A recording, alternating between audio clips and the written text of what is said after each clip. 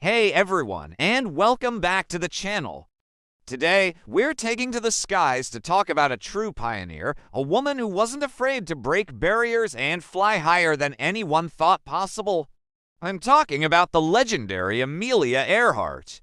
Now, imagine it's the early 1930s. The world of aviation is still young, dominated by men, and seen as incredibly dangerous. But for Amelia, the sky wasn't a limit, it was an invitation. She had this insatiable passion for flight, a dream that was as big as the sky itself. She wasn't just a pilot, she was a symbol of courage and a trailblazer for women everywhere.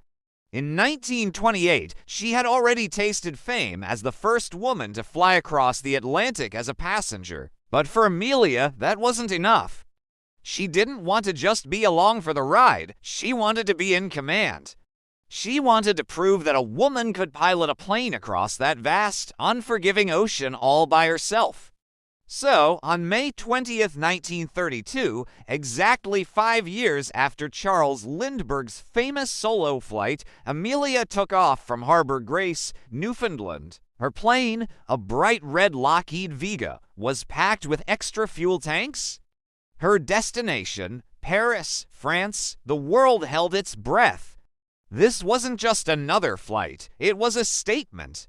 The journey was anything but easy. Almost immediately, she flew into a fierce thunderstorm. Icy conditions started to form on her wings, weighing the plane down. Her instruments began to fail, leaving her flying blind over the dark, churning ocean. Then, to make matters worse, a fuel line ruptured and gasoline started leaking into the cockpit. Can you imagine the pressure, flying alone, in the dark with your plane literally falling apart around you? But Amelia Earhart wasn't just any pilot. She was resilient. She was brave. Instead of panicking, she focused, using all her skill and instinct to keep the plane in the air. She knew reaching Paris was now impossible. Her new goal was simply to make it to land, any land. After nearly 15 grueling hours, she spotted the coast of Ireland. Exhausted but triumphant, she brought her battered plane down in a pasture in Culmore, near Derry. A local farmer famously walked up and asked, "Have you flown far?"